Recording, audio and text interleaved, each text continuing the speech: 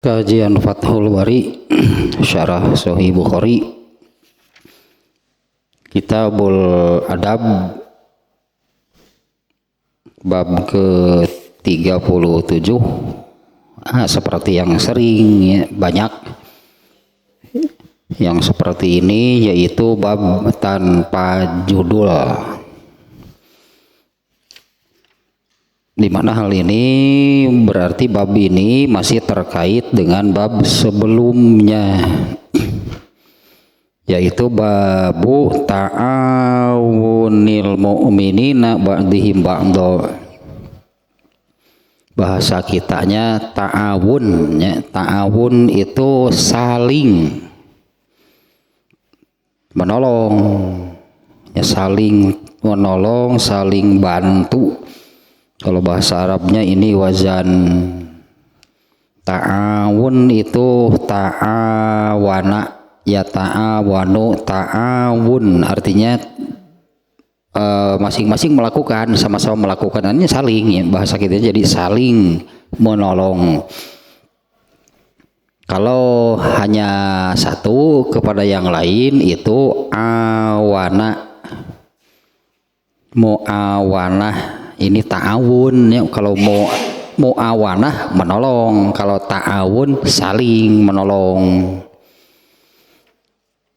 Dulu juga di pelajaran akhlak sebutannya adab sebetulnya ya. Waktu anak-anak dulu dalam pelajaran akhlak itu diajari kalimat-kalimat pendek.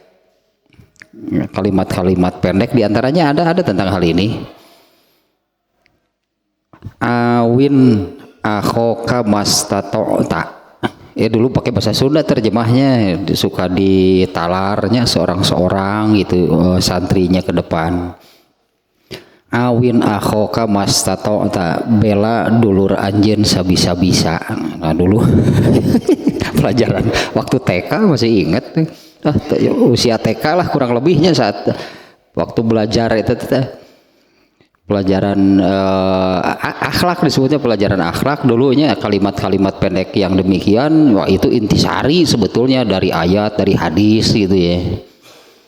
Diajarkan kepada anak-anak kan, bukan diajarkan ini ayatnya, ini hadisnya, wah belum waktunya. Nah dulu dibuatlah jadi kalimat-kalimat pendek demikian ya. Mulai dari ini dulu saya ingat itu al-adibu mahbubun anu bager dipikar resep, akrim abaka wa ummaka, hormat ibu rama anjeun, akrim ustazaka, hormat guru anjeun, akrim sya'roka, beresan rambut anjeun. Nah ini ada ini tentang ini ternyata ya, iya itu kan berdasarkan dalil ya, pelajaran itu berdasarkan dalil yang ya seperti itulah, itu diajarkan untuk anak-anak, dibuat kalimat pendek ya supaya ingat, mudah diingat, mudah dihafal.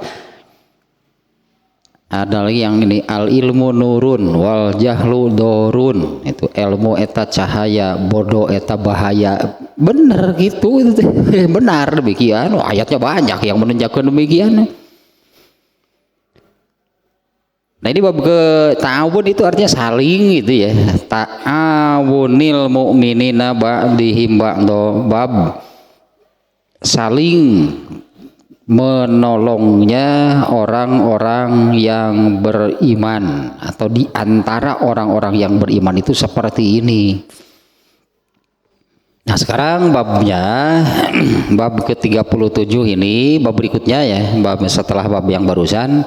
Ini bab tanpa judul, di mana ini metode Imam Al-Bukhari ya. Metode Imam Al-Bukhari apabila ada bab tanpa judul itu, ini masih bagian dari bab sebelumnya. Nah bab sebelumnya yang tadinya seperti itulah artinya ya, kaum mukminin itulah yang terjadi itu seharusnya di antara orang-orang yang beriman. Yaitu itulah situasi, itulah suasana itunya di antara orang-orang yang beriman itu ya, yang ini yaitu saling menolong, saling membantu. Tapi ini ya terkaitnya karena pasti ada kaitan gitu ya, pasti ada kaitan.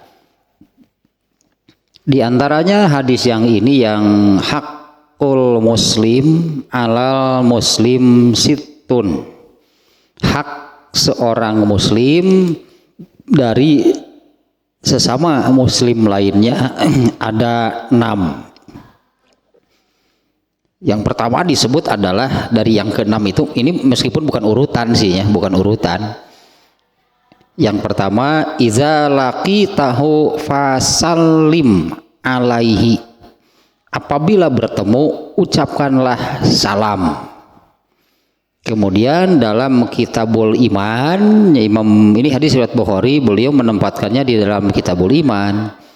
Di antara bagian cabang dari iman itu adalah ifsya'us salam, yaitu menyebarkan salam, memasyarakatkan, mensalamkan masyarakat. Dan dulu dikenal di kita ini ada satu slogan, memasyarakatkan olahraga dan mengolahragakan masyarakat. Dulu tahun berapanya waktu diangkatlah gitu di kita ini supaya manusia itu mau berolahraga gitu. Dimunculkanlah moto memasyarakatkan olahraga dan mengolahragakan masyarakat. Nah, harusnya salam itu di antara orang Islam gitu, memasyarakatkan salam dan mensalamkan masyarakat. Lamun di orang Sunda bahaya di orang Sunda mah, aya kesenian degung mengkaning di orang Sunda mah, memasyarakatkan degung dan ngadegungkeun masyarakat. Ngadegungkeun bahasa Sunda pada beda itu. Ini memasyarakatkan degung dan ngadegungkeun masyarakat. Salam ini menyebarkan salam. Artinya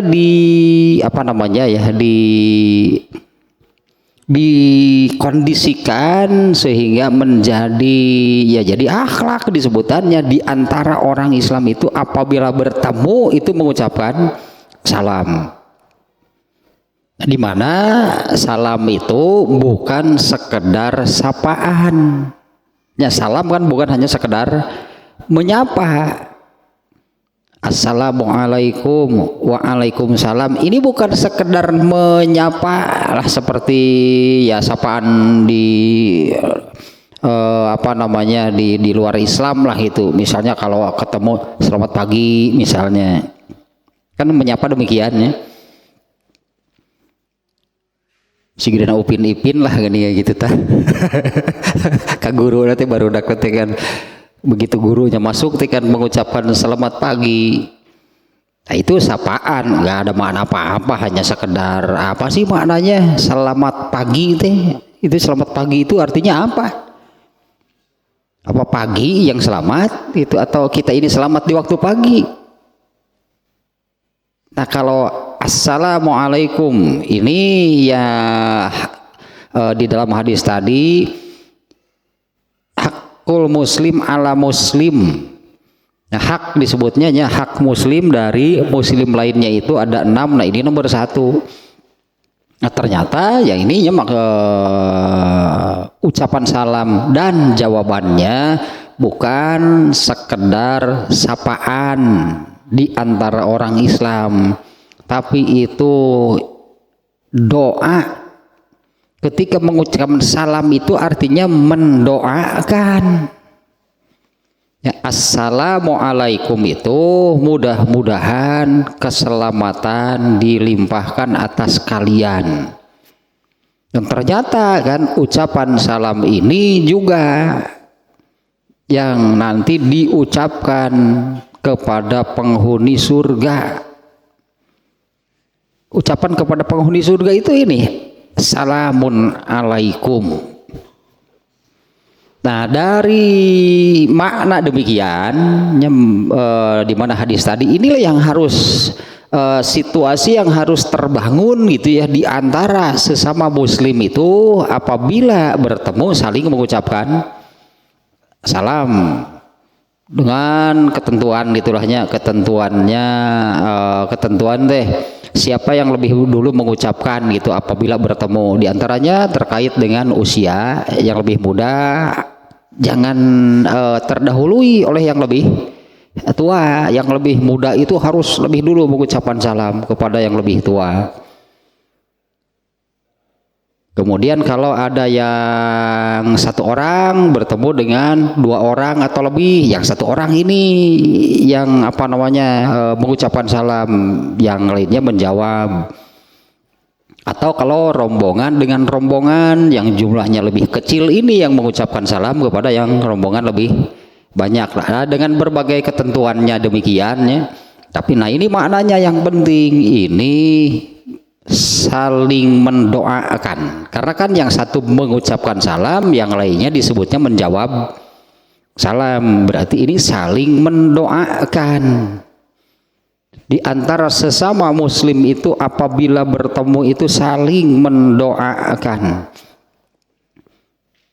Nah maknanya bahwa kalau betul-betul nih artinya ketika mengucapkan salam itu disertai gitu anggaplahnya disertai dengan pemahaman bahwa ketika mengucapkan salam itu bukan sedang menyapa tapi sedang mendoakan. Demikian juga orang yang ketika ada yang mengucapkan salam dia sadar gitu saya ini didoakan oleh yang mengucapkan salam, kemudian menjawab salam tersebut dengan sama kan isinya waalaikum salam juga, artinya mendoakan juga. Nah ini bagaimana gitu kan, berarti situasi yang terbangun di antara sesama muslim itu yang saling mendoakan yang isinya eta assalam teh surga gitu assalamnya.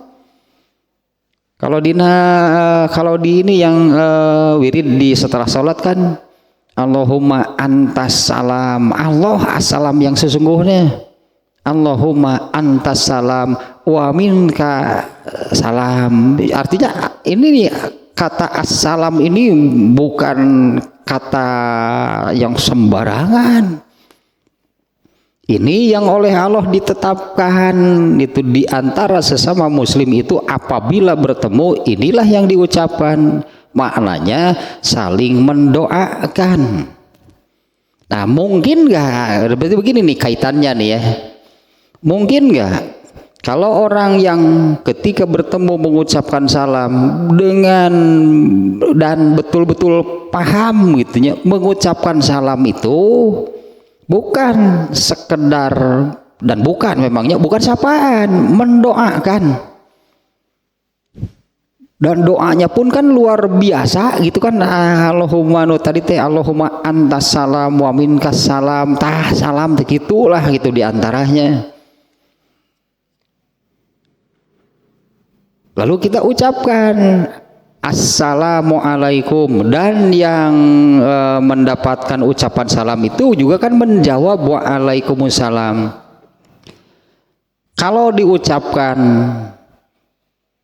dengan kesadaran, berartinya sadar ketika mengucapkan salam itu sedang mendoakan, dan doa yang isi doanya meskipun sekedar assalamualaikum, ya apalagi kalau ditambah warahmatullahi wabarakatuh, wah luar biasa sebetulnya. Nah, kalau mengucapkan salam disertai dengan kesadaran kita sedang mendoakan, itu akan seperti ini maknanya. Mana mungkin kita ini ada disebut goreng hate, ongkoh ngadoakeun gitu ya, tapi goreng hate. Nah, entah kalau mengucapkan salamnya itu seolah-olah jadi semacam tradisi, itu tradisi. Jadi tradisi, jadi pengganti sapaan, seperti yang eta teh dina Bajaya Bajuri teh dina Bajaya Bajuri bapan model di antara eta bari asup ongko gitu apa namanya ketika datang ke rumah seseorang itu sambil mengucap assalamualaikum terus saja masuk ke rumah orang. Apa maknanya kalau demikian? Nah, ininya situasi apa namanya ya yang terbangun gitu di antara sesama muslim itu pasti tidak akan saling mencelakakan, yang justru yang ada itu adalah saling mendoakan keselamatan. Dan disebut nanti apa namanya ya, lamun dina bahasa Sunda mah da mun teu nyaah mah moal ngadoakeun moal nya mun teu nyaah moal ngadoakeun.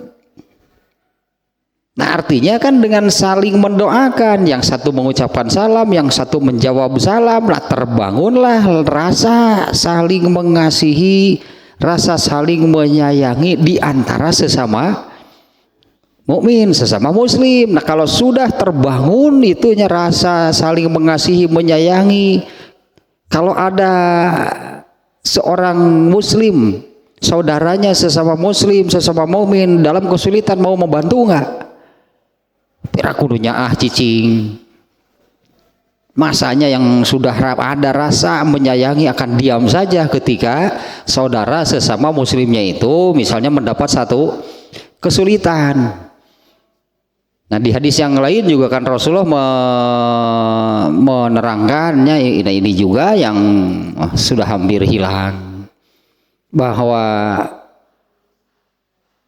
dina babna nu kamari teh bahwa seorang mukmin dengan mukmin lainnya itu ibarat bangunan yang kokoh.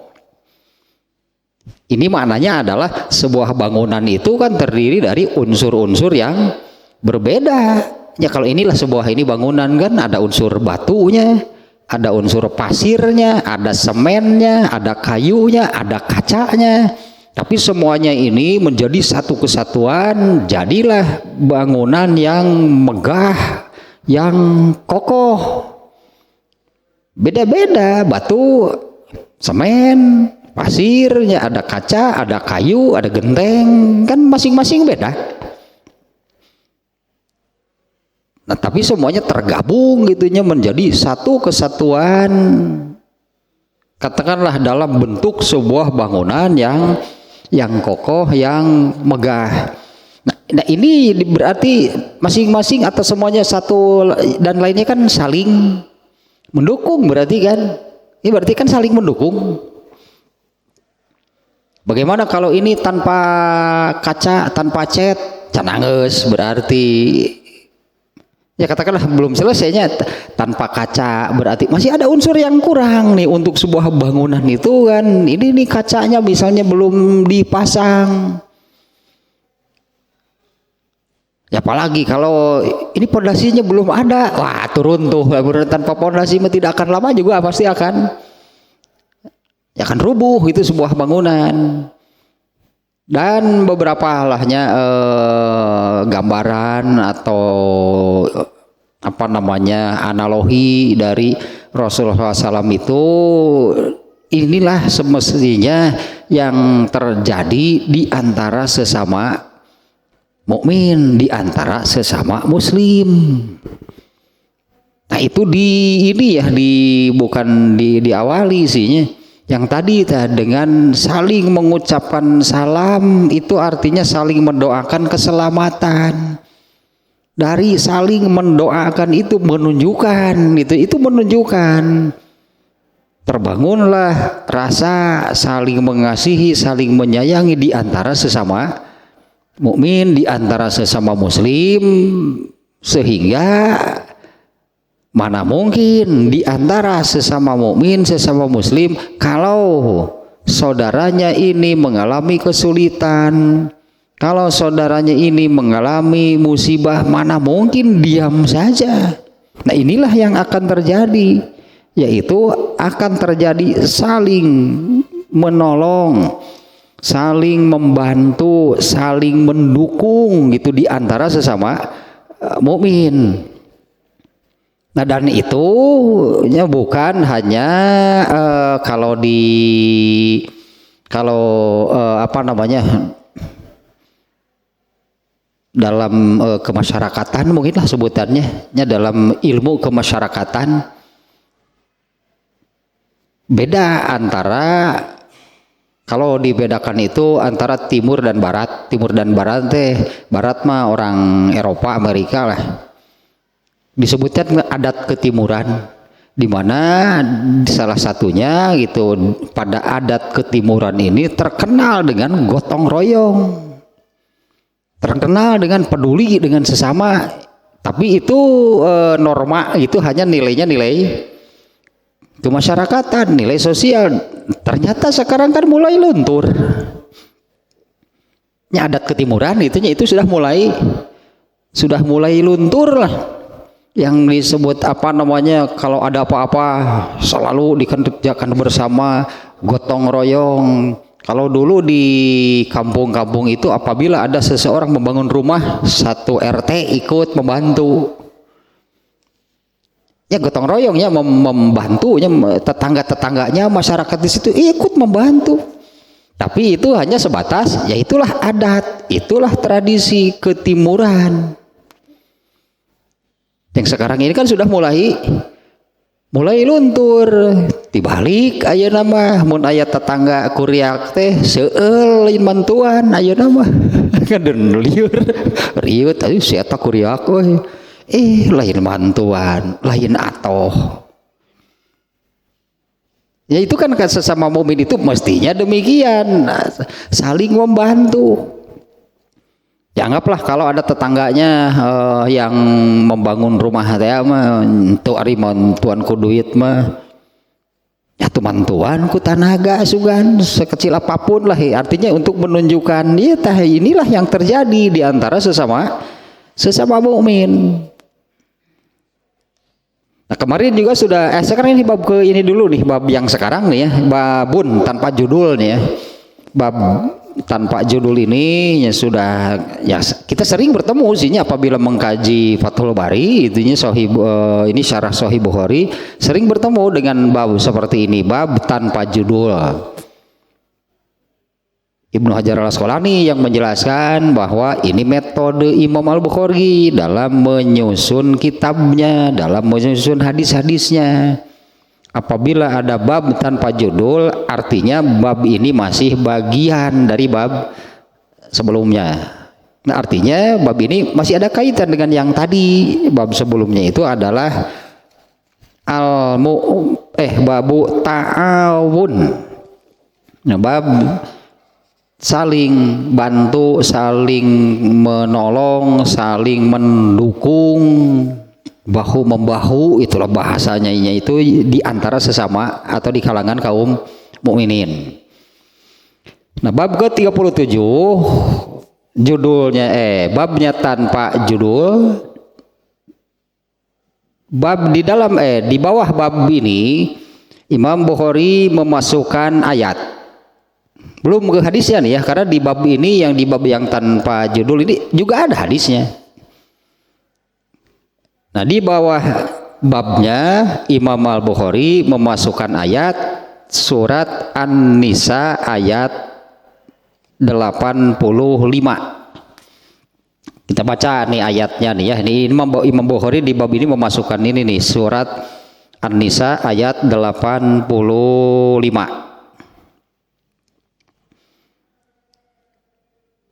Alah sebentar di ayat ini. Ayat ini rangkaiannya sampai ayat 87-nya. Kalau kita lihat rangkaian ayatnya di surat An-Nisa, ternyata makna dari yang ada di ayat ini itu masih berangkai sampai ayat 87. A'udzubillahi minasyaitonirrajim.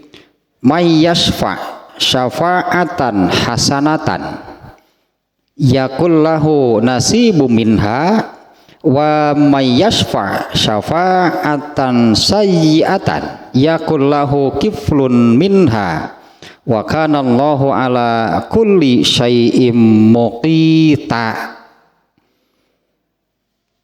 Barang siapa memberi pertolongan dengan pertolongan yang baik, niscaya dia akan memperoleh bagian pahalanya. Dan barang siapa memberi pertolongan dengan pertolongan yang buruk, niscaya dia akan memikul bagian dari dosanya. Allah Maha Kuasa atas segala sesuatu. Kita bacanya lanjutannya lah sampai ayat 87 nih rangkaiannya. Wa iza huyyitum bitahiyatin fahayyu bi ahsana minha aw rudduha. Ini saya baca ayat Quran tanpa tajwid nih ya. Seperti baca gitulah hanya bacaan narasi biasa nih. Tanpa tajwid apalagi kuro. Kuro betul ayat gak setengah jaman atuh. Lamun kalau dibaca dengan gaya gitu kuro sebutannya qiraah. Dan apabila wa iza huyyitum bitahiyatin fahayyu bi ahsana minha aw rudduha innallaha kana ala kulli syai'in hasiba. Dan apabila kamu tuh di dia ya tentang salam, ini ayat ini tentang salam An-Nisa 86.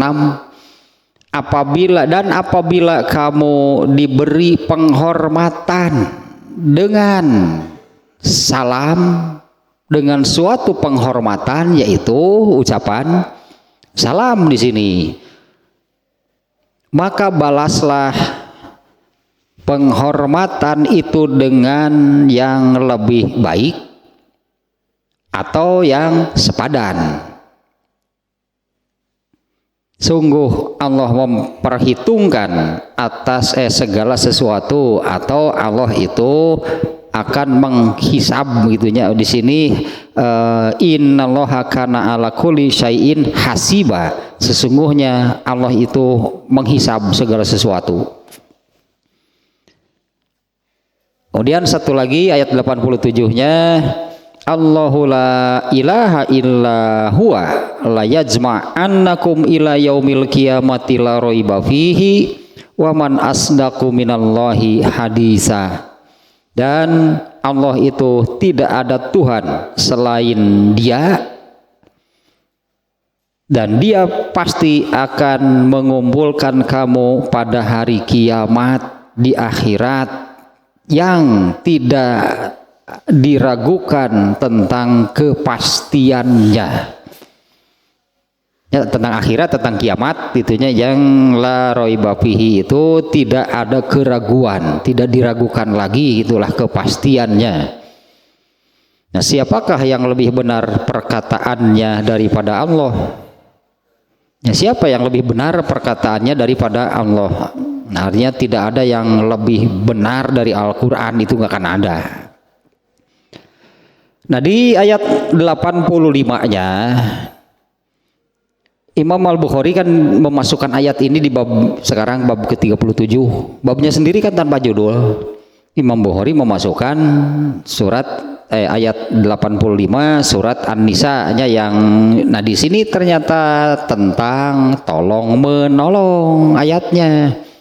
Barang siapa memberi pertolongan, man yashfa, barang siapa menolong, memberi pertolongan, syafa'atan hasanatan, dengan pertolongan yang baik, yakullahu nasibum minha, maka dia akan mendapat bagian dari pertolongan yang baiknya itu. Dalam di sini maksudnya akan dapat pahalanya, menolong dapat pahala.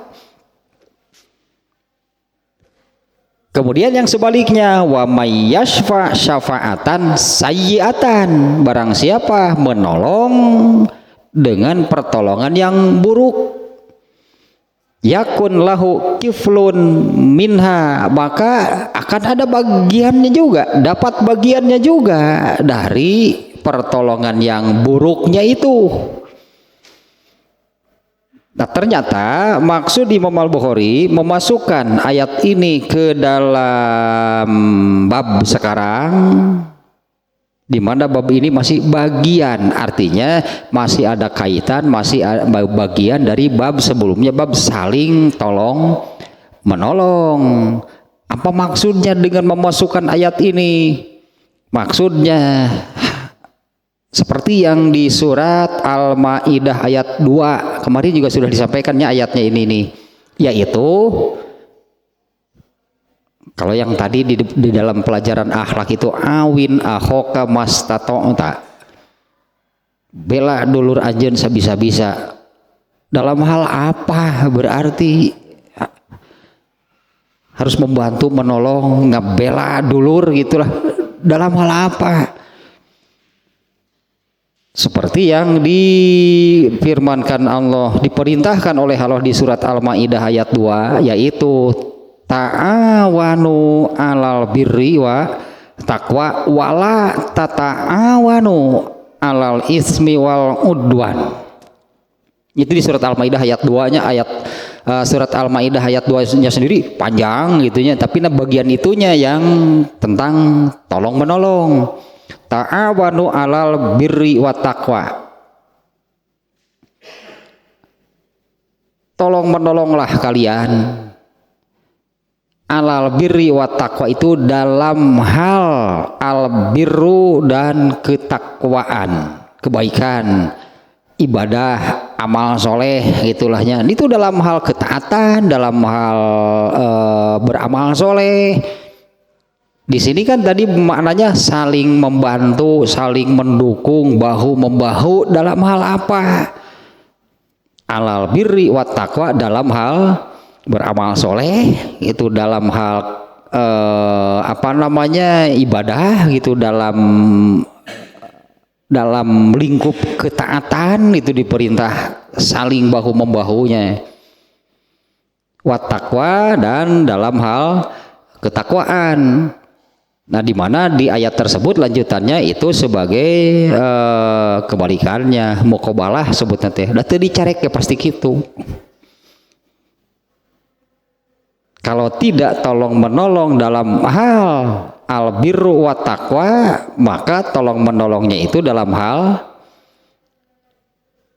itu lanjutannya wala tata'awanu alal ismi wal udwan, jangan saling membantu, jangan saling tolong menolongnya itu, itulah maknanya ya.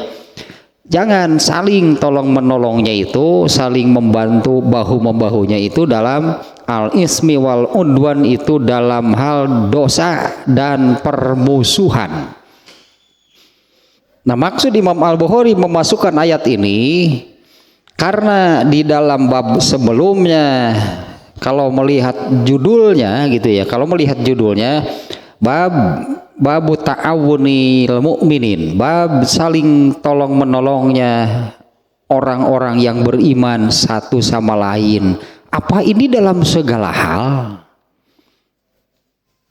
Ya, apa ini dalam segala hal gitu harus saling tolong menolong?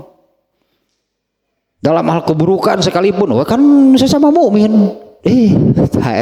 Nah, Imam Bukhari maksudnya membatasi dengan memasukkan ayat ini. Imam Al-Bukhari membatasi. Kalau yang lebih jelasnya, yaitu di surat Al-Maidah yang tadi, surat Al-Maidah ayat 2. Allah langsung yang memerintahnya berupa ayat Al-Qur'an itu, artinya kan langsung itu firman Allah. Allah yang berkata, ta'awanu alal birri wa taqwa, saling tolonglah, saling bantu bahu membahu di antara sesama mukmin itu dalam hal al birru wa taqwa, dalam hal ketaatan, beramal soleh, ibadah dan ketakwaan. Dan jangan saling menolong dalam hal dosa dan permusuhan. Nah, maksud Imam Al-Bukhari dengan bab yang sekarang ini membatasi Kalau di bab 36 itu saling tolong di antara sesama mukmin. Ya iya, saling tolong menolong itu dalam hal apa? Ternyata ini yang kemarin kan hadisnya ininya di dalam bab ke-36 hadis yang pertamanya itu Rasulullah kan menyebutkan al mu'minu lil mu'mini kal bunyan. Seorang mukmin terhadap mukmin lainnya itu kan ibarat sebuah bangunan. Ya, ini kan Imam Bukhari memberikan tasbih, malah memberikan analogi, memberikan gambaran. Ini semestinya kan situasi yang terbangun di antara sesama mukmin itu ibarat sebuah bangunan. Gambaran seperti ini menunjukkan bahwa seorang mukmin itu ya beda-beda. Seperti sampai menjadi sebuah bangunan itu kan terdiri dari unsur-unsur atau bahan-bahan yang berbeda, tapi menjadi satu kesatuan yang kokoh, yang kuat, menjadi sebuah bangunan. Seorang mukmin itu di zaman Rasulullah sendiri kan ada dua saja ini diantaranya yang jelas beda. Dimana di Madinahnya kita gambarkan di Madinah setelah Rasulullah SAW hijrah, ternyata kaum muhajirin ya tetaplah mereka sebagai pedagang, kaum Ansor ya tetaplah mereka sebagai petani, hamba sahayanya juga ada. Tabib ada nggak? Alah tabib itu apa? Dokter. Ya pastinya dokter ai sebutan di urang mah bahasa Arab eta mah tabib. Ini huruf to memang kan tabib itu artinya orang yang suka mengobati. Di zaman Nabi ada nggak dokter? Masa emang di zaman Nabi nggak pernah ada yang sakit apa? Ada berartinya. Nah ini unsur-unsur yang terdiri dari unsur-unsur yang berbeda-beda gitu kan, tapi semuanya menjadi satu kesatuan yang kokoh kuat. Seperti apa gitunya kokoh kuatnya orang-orang yang beriman saat itu? Gambarannya kan ini secara sederhana saja gambarannya. Sebelum Rasulullah SAW hijrah ke Madinah, Madinah itu kan Yahudi banget. Alah, itu Yahudi, segala-galanya Yahudi. Agamanya Yahudi, budayanya Yahudi, ekonominya ala Yahudi. Dan di sana itu sudah mengakar, sudah bisa jadi ribuan tahun Yahudi tirah atau ayana. Sudah mengakar di Yastrib, asalnya bukan Madinah, namanya Yastrib kotanya. Mengakar ya pokoknya Yahudi abis lah pokoknya di situ segala-galanya.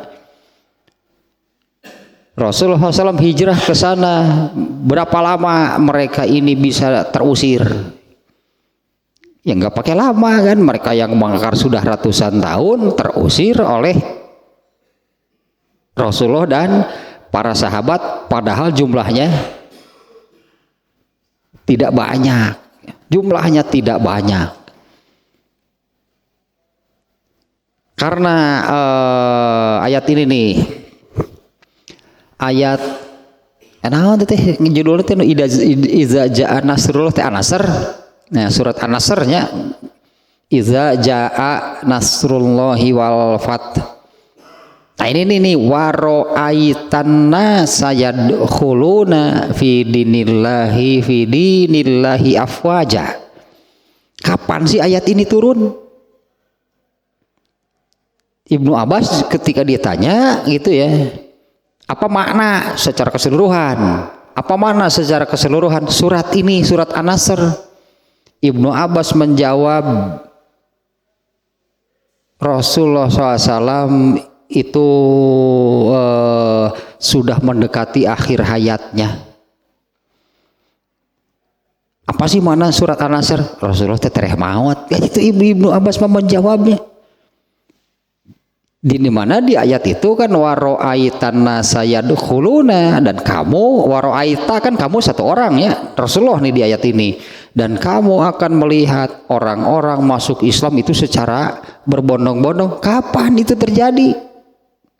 Ketika Rasulullah sudah mendekati akhir hayat, dan benar-benar lebih lagi berbondong-bondong masuk Islamnya itu setelah Rasulullah tidak ada justru.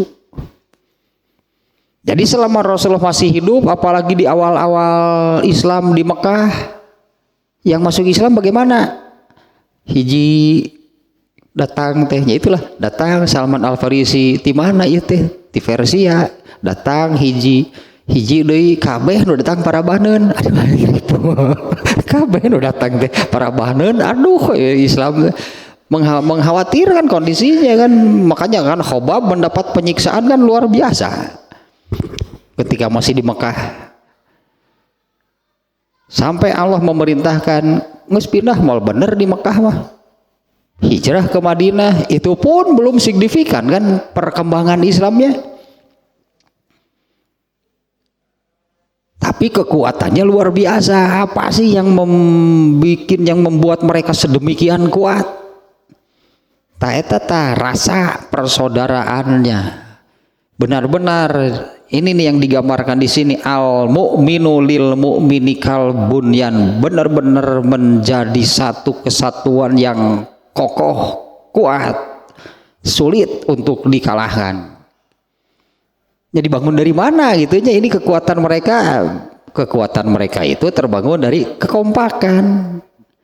Nu kompak masa eutik ge kuat. Kalau yang tidak kompak meskipun banyak lemah pasti. Itu kuncinya kompak gitu di antara mereka. Ari kompak teh kumaha sih makna kompak teh? Seiya sekata, seirama, merenannya sama gitu, pola pikirnya sama, kehendaknya sama, yang dirasakan sama. Nah, itu yang menjadi kekuatan luar biasa. Padahal jumlah tidak banyak. Padahal kan semua itu terdiri dari unsur yang berbeda-beda. Ini mana sebuah bangunan tehnya, yang dokter ada, yang dagang ada, petani ada, tapi semuanya tadi satu seiya sekata, seiring sejalan Allah. Karena ya sampai yang dirasakannya saja sama. Itulah yang mestinya tadinya situasi terbangun di antara sesama mukmin, rasa saling mengasihi, menyayanginya luar biasa di antara mereka. Kalau urusan tolong menolong mah tadi tanpa agama juga bisa kan? Ya dengan tadilah budaya ketimuran ini kan gotong royong terkenal nih di budaya ketimuran di Indonesia ini, masyarakat yang suka bergotong royong itu terkenal, tanpa dikaitkan dengan Islam juga itu bisa terbangun. Tapi nilainya apa? Ya tidak bernilai di mata Allah mah, di mata kepala suku bernilai nanti. Cek kepala suku alus datah tuh mundaya hiji kalau ada satu orang masyarakatnya yang kuriak, dibantu gotong royong, kepala suku kan yang menilai. Mantap, cek Allah kumaha menurut Allah bagaimana? Itu mah budaya, selain ngamalkan agama. Kalau yang mengamalkan perintah Allah itu tadi yang mengamalkan ajaran agama dari Allah, baru itu bernilai di mata Allah dan diberi pahala oleh Allah. Kalau yang tadi mah yang memberi, mengapresiasi dan memberi penghargaannya kepala suku. Hale cenah RT hiji we kompak urusan naon ieu teh. Kompak urusan naon? Mereka kan kompaknya itu diikat dengan keimanan yang sama, dengan sebutnya teh kaidah hidup yang sama, dengan target yang sama, dengan prinsip hidup yang sama gitunya di antara mereka nih dan Rasulullah dan para sahabat. Nah sehingga mustahil kalau sahabat itu ada terjadi saling mendukung, menolong, membantu dalam kemaksiatan. Mustahil sahabat mah. Ya mustahilnya mereka. Ini maksudnya bahwa Imam Bukhari kan di bab ke-37 ini memasukkan ayat ini di bab sebelumnya. Itu di hadis pertanyaannya tak barusannya menggambarkan iyalah benerannya naonnya keterkaitan seberapa kuat gitu ya hubungan antara seorang mukmin dengan seorang mukmin. dengan sesama mukmin secara keseluruhan seperti sebuah bangunan. Yasuddu ba'duha ba'don kan ininya di yasuddu ba'duha ba'don teh saling menguatkan, saling mendukung satu sama lain. Dan Rasulullah sampai mengilustrasikan sambil merapatkan dirinya, menjalinkan jari-jarinya. Nah kemudian di hadis yang keduanya di bab ke-36 itu dikisahkan bahwa ketika Rasulullah sedang duduk lalu ada seseorang yang datang meminta sesuatu kepada Rasulullah. Kemudian Rasulullah memerintahkan isfa'u, bantu oleh kalian. Fal tu jaru, kalian akan mendapatkan pahala. Nah di ayat ini eta berpenjelasan tentang kejadian itu yang menafsirkan, menjelaskan ayat surat An-Nisa ayat 85. Kalau membantunya dalam hal seperti yang disebutkan oleh di surat Al-Maidah ayat 2, kalau membantunya dalam hal al-birru wa taqwa, kalian akan mendapat penghargaan, apresiasi dan hadiah dari Allah, pahala gitulah, dihargai oleh Allah, diapresiasi kalau membantunya itu dalam hal kebaikan. Nah di hadis yang kedua ketika ada orang yang datang meminta sesuatu kepada Rasulullah, beliau mengatakan isfa'u, tolong oleh kalian, faltu jaru, kalian akan dapat pahala. Wal yakdillahu ala lisan nabiyhi masya'a, biarlah nanti Allah akan menetapkan apa melalui lisan nabinya. Dan di ayat 85 ini poin keduanya adalah kebalikannya. Barang siapa yang saling membantunya itu dalam hal keburukan, saling membantu, atau misalnya si A yang pokok nih sebutnya, si A ini yang dia sedang melakukan keburukan lalu dibantu oleh si B, maka si B ini akan mendapatkan dosanya sesuai dengan besar andilnya, sesuai dengan andilnya gitunya, sesuai dengan andilnya berapa besar, berapa banyak, berapa persen lah gitu. Kalau kita ambil, ya ini hanya sekedar contoh misalnya ya, ini hanya sekedar contoh misalnya nih, kalau ini si A nih yang berbuat dosanya, misalnya ini si A ini yang membunuh. Lalu si B ini kan dia tidak membunuh gitu kan, dia tidak melakukan, tapi dia membantu misalnya membantunya ikut menguburkan jenazahnya supaya tidak ketahuan kebagian nggak. Dia tidak membunuh, tapi kan dia menolong. Yang melakukan si A misalnya nih, yang melakukan kejahatannya, yang melakukan perbuatan dosanya, si A yang melakukannya, mengeksekusinya, tapi si B, si C misalnya dia punya andil dalam hal apa? Tentu beda dosanya.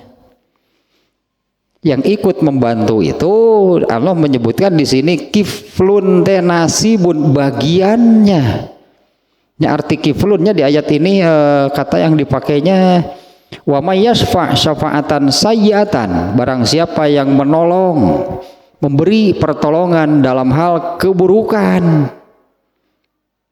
perbuatan dosa, kemaksiatan gitu ya, yakul lahu kiflun minha, maka yang membantu, yang menolong itu dia akan dapat bagian sesuai dengan andilnya.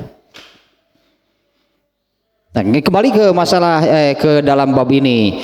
Nah, maksud Imam Al-Bukhari di dalam bab ini memasukkan surat An-Nisa ayat 85 ini membatasi apa yang disebutkan di dalam bab 36 yang masih muqayyad, adalah bahasa nama mujmal, boleh lah. Istilah usul fikih nama mujmal umum eta mah pokoknya saling tolong menolong dengan sesama mukmin mah, belum kan dibatasi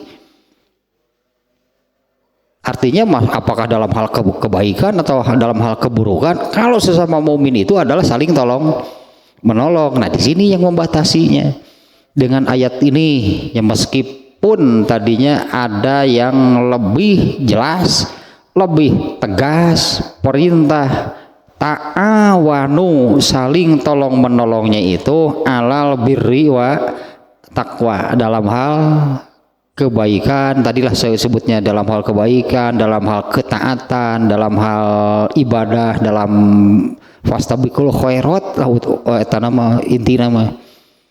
Kalau dalam hal fastabiqul khairat, berlomba-lombalah dalam beramal soleh, tadinya saling mendukung. Dan wala tata'awanu alal ismi wal udwan, dan jangan sekali-kali saling menolong dalam hal dosa itu dan permusuhan. Ini tambahan ya dari rangkaian ayatnya tadi nih. Di ayat 86-nya, wa iza huyitum bitahiyatin, apabila kalian mendapatkan satu penghormatan, dalam kurung di sini ucapan salam. Nah, ternyata itu kan juga ucapan salam itu di situ berarti juga tersirat, berarti yang diucapkannya doa, aslinya assalamualaikum, semoga keselamatan atas kalian. Itu makna atau terjemah harfiahnya doa, semoga atau mudah-mudahan keselamatan dilimpahkan atas kalian. Ternyata di situ juga tersirat makna ya tah di bahasana huyitum, apabila kalian dihormati. Nah, inilah berarti dengan ucapan salam itu di situ juga menumbuhkan rasa saling menghormati, rasa apa namanya sebutannya respect. Tidak ada saling apa namanya merendahkan gitu ya. Biasanya kan kalau apa namanya, kalau seseorang menghormati orang lain berarti kan dia tidak akan merendahkan.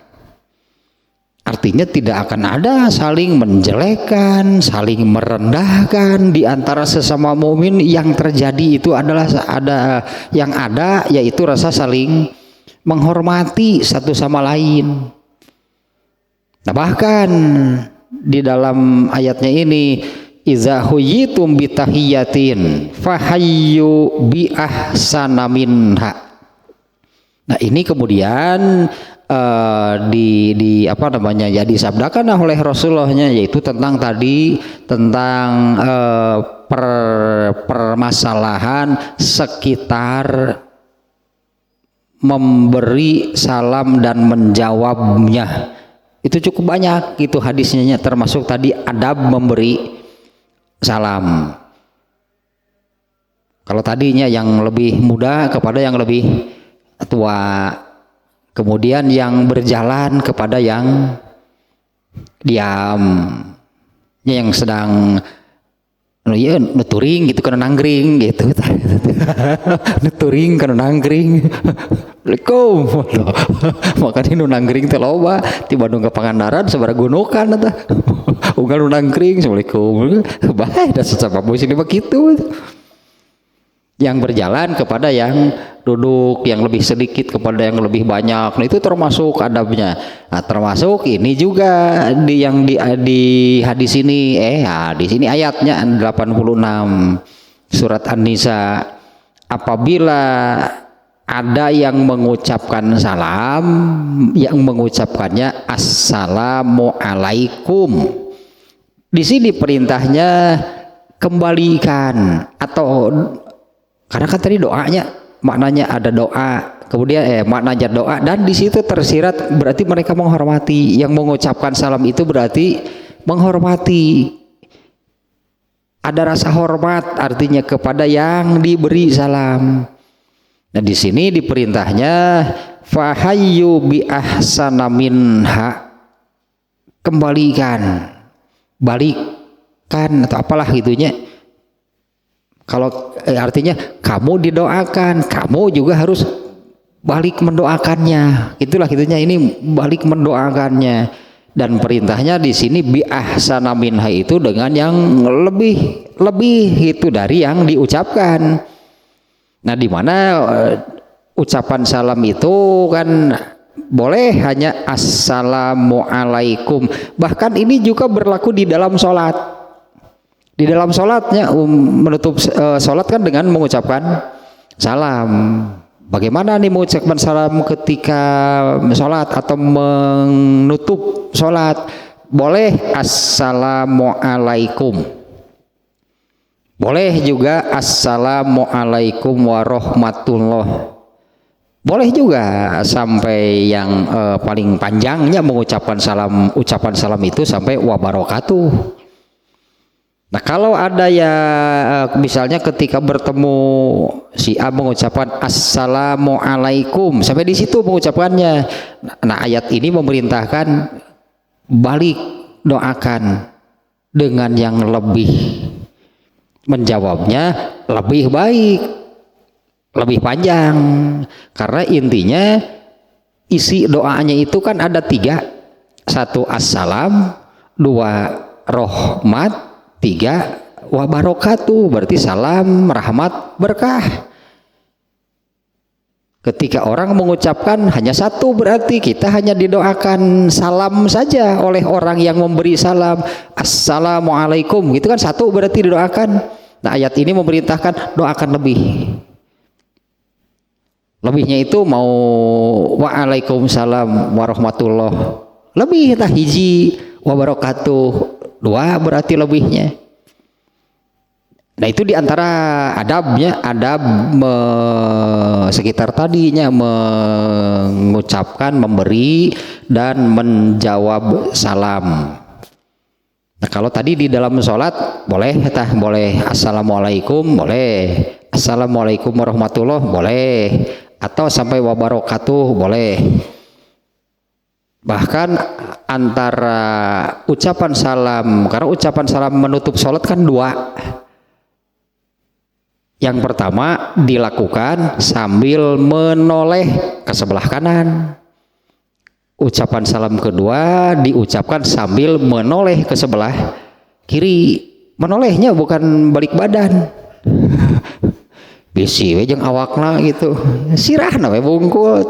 Nah, gitu salam, mengucapkan salam teh hanya kepalanya yang gerak, badannya diam.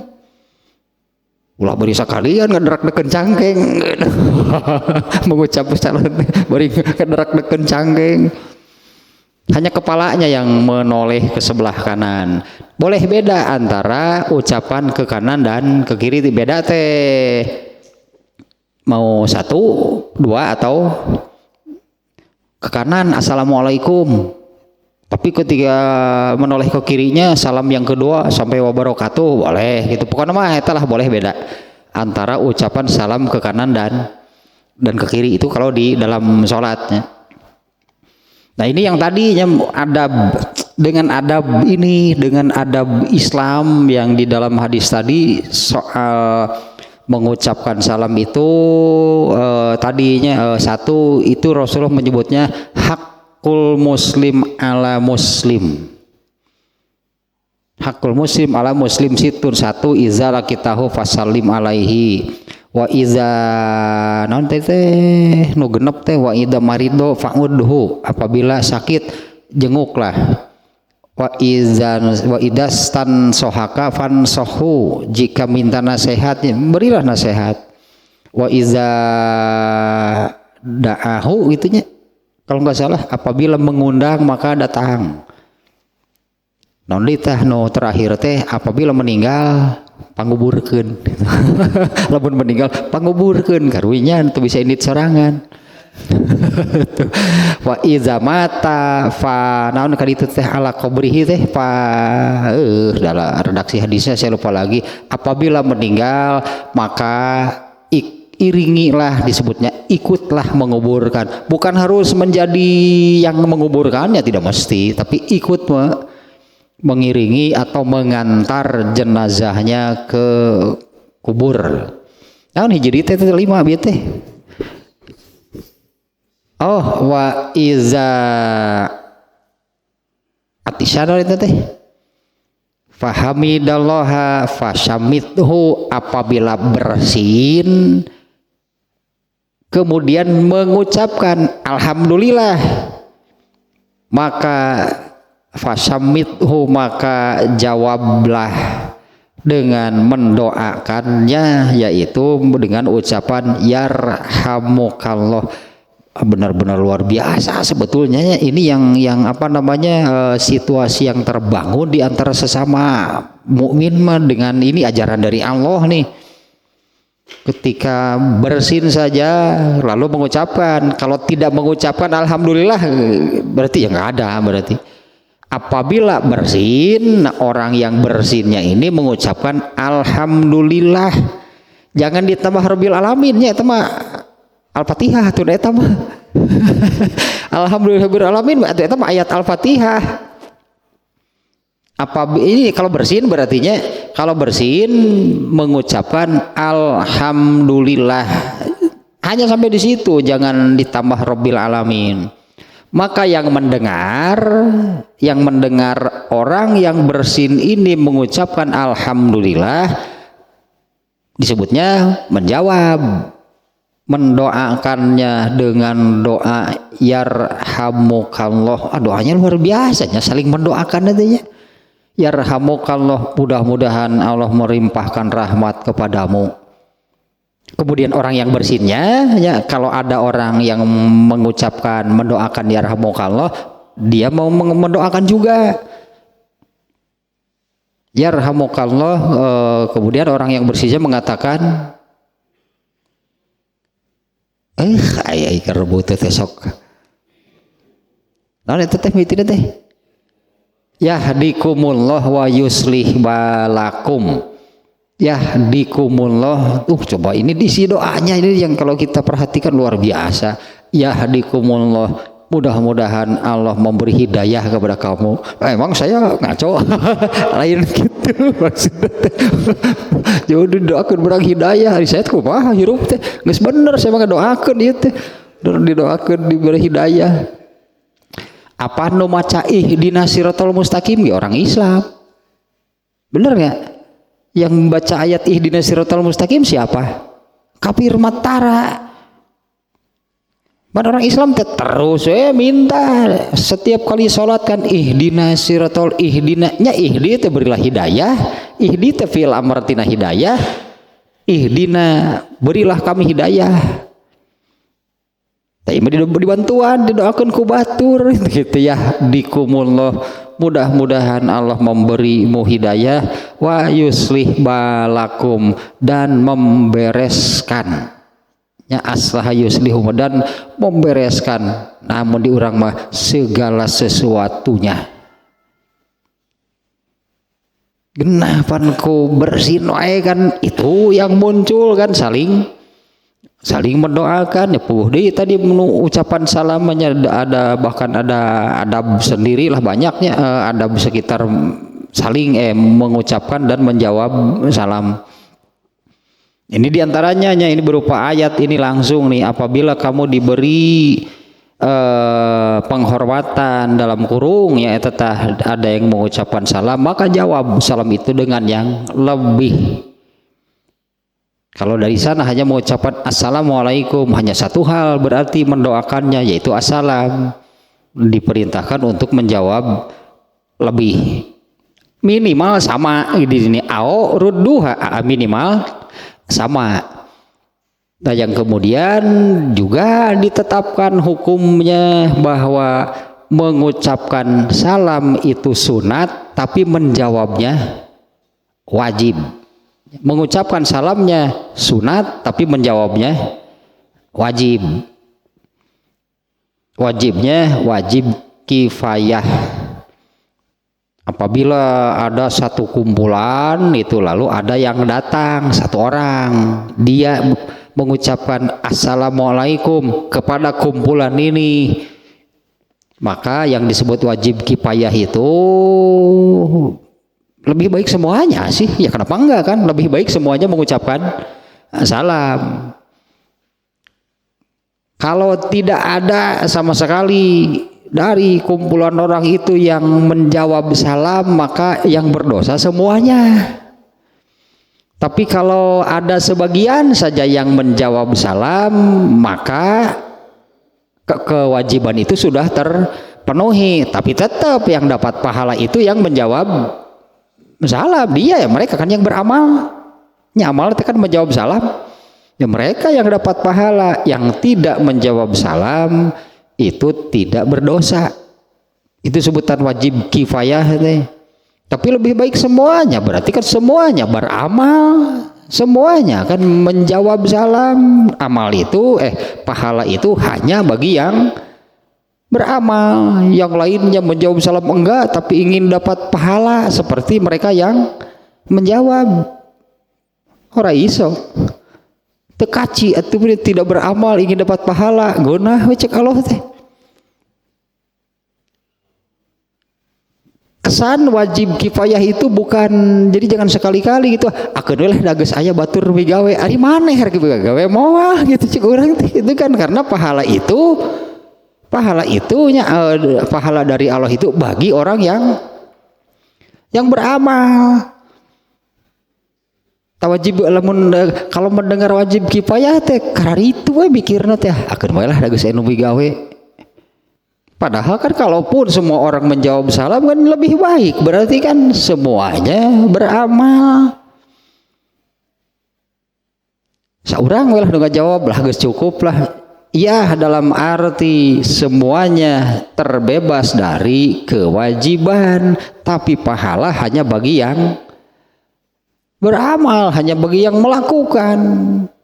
Jangan sampai berpikiran wajib kifayah itu sudah ada orang lain yang melakukan tapi kita juga ikut dapat pahala. Itu bisa gitu tekaci. Pahala itu hanya bagi yang beramal.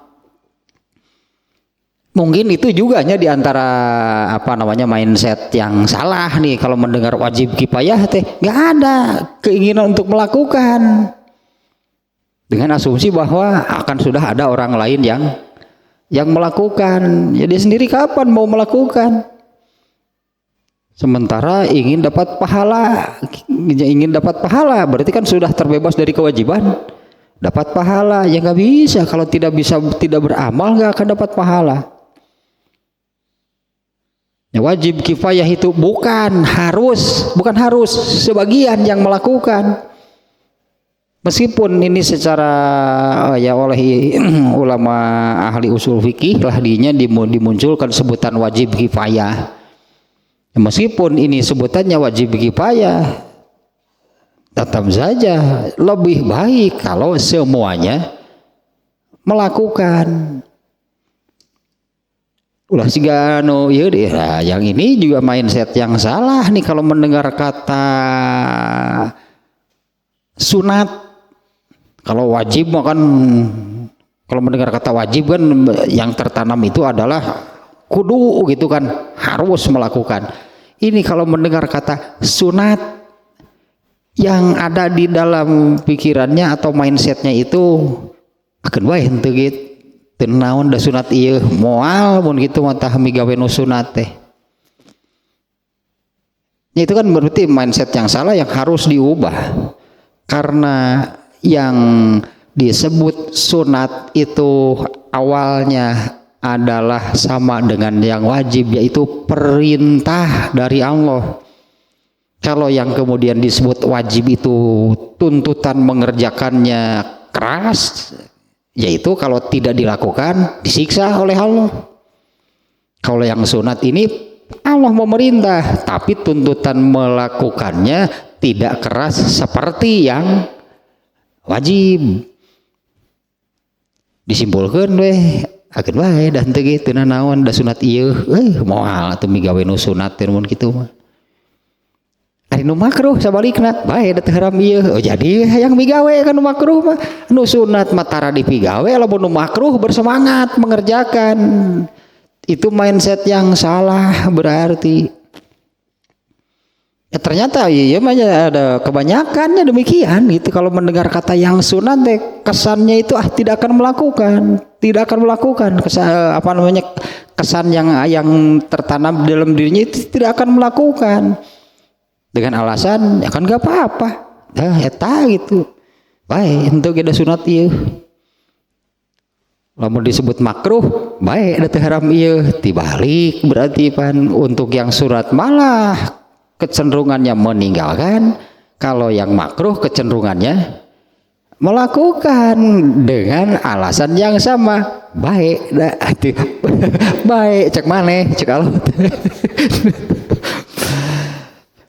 Nah kembali nih ke masalah. Nah adapun hadisnya nih di bab ini, ya kenapa saya nggak buru-buru ke hadisnya? Karena hadis yang dimuat di dalam bab 37 yang bab tanpa judul ini sama persis dengan hadis kedua di bab 36, yaitu yang Rasulullah sedang duduk lalu datang seseorang yang meminta sesuatu kepada Rasulullah, kemudian Rasulullah memerintahkan tolong oleh kalian. Ini bukan Rasulullah tidak mau membantu, tapi Rasulullah ingin mengajarkan dan menanamkan apa yang disebutkan oleh Imam Bukhari di judul bab 36 supaya terbangun gitu situasi semangat gairah tolong menolong di antara sesama mukmin. Ini kan Rasulullah memerintah. Kalau kita lihat redaksi hadisnya, orang itu sebetulnya datang kepada Rasulullah, mintanya kepada Rasulullah. Tapi kemudian Rasulullah memerintahkan isfa'u, tolong oleh kalian. Apa Rasulullah tidak mau menolong? Nah inilah ternyata bab 36 Imam Al-Bukhari teh. Rasulullah ingin menumbuhkan gitu tahnya ini saling tolong menolong di antara sesama mukmin. Padahal orang itu datang dan mintanya kepada Rasulullah, tapi beliau memerintahkan isfa'u, tolonglah oleh kalian, fal tu'jaru, pasti kalian dapat pahala. Itunya bukan Rasul tidak mau menolong. Karena kalau soal Rasulullah menolong sebelum menjadi nabi pun nih hadis yang ini, ketika Rasulullah ketakutan menggigil gitunya pulang dari Gua Hiro waktu mendapatkan wahyu yang pertama, kan larinya turun itu tiba baranting bahasa saudara turun dari Gua Hiro bari terjal itu teh. Pulang ke rumah kemudian meminta diselimuti. Khadijah mengatakan kalla la yukhzikallah kalla wallahi tidak sekali-kali demi Allah tidak akan menghinakanmu karena tadi antarana engkau orang yang suka menolong orang yang membutuhkan, engkau suka membantu orang-orang yang lemah. Itu sudah menjadi karakter seorang Muhammad SAW sejak sebelum menjadi nabi. Makanya gus jadi nabi jadi bakhil sok araraneh. Makanya masa setelah jadi nabi jadi bakhil, itu nabi mau nolongan ngadun nitah ke sahabat bantuan apa nabi nggak mau menolong? Itu kan nabi itu ingin menumbuhkannya, ingin membangun judulnya Imam Bukhari ta'awun bainal mu'minin, saling mendukung, menolong, membantu bahu-membahu di antara sesama mukmin. Tapi yang pokok di bab ini adalah di judulnya Imam Bukhari memasukkan surat An-Nisa 85, maksudnya membatasi jangan dalam segala hal, jangan hal keburukan pun saling membantu, saling menolong bahu-membahu, dibatasi oleh bab ini 37 yang persisnya seperti di surat Al-Maidah yang Allah perintahkan ta'awanu, saling menolongnya itu dalam alal birri wa taqwa, dalam hal kebaikan dan ketakwaan, dan dilarang keras berarti wala tata'awanu, dan jangan saling tolong menolong dalam hal dosa. Wala ta'awanu alal ismi wal udwan. Terus doh hiji tanya ada ya bab 37 sekali lagi ini kan tanpa judulnya. Apa sih judulnya? Nah, ternyata kan masih ada kaitannya. Ini masih bagian dari bab sebelumnya. Nah, tadilah kata kunci nama atau sebagai penguncinya gitu dari bab 36 dan 37-nya itu adalah di surat Al-Maidah ayat 2. Wajib berarti karena kan ayat itu perintah. Ta'awanu kan kata perintah. Perintah itu dari Allah, wajib berarti perintah dari Allah nih. Saling tadinya menolong, membantu, mendukung bahu membahu itu ini penguncinya dalam hal albirru wa taqwa, dan dilarangnya untuk saling menolong dalam kebalikannya yaitu al ismu wal udwan dalam hal dosa dan permusuhan.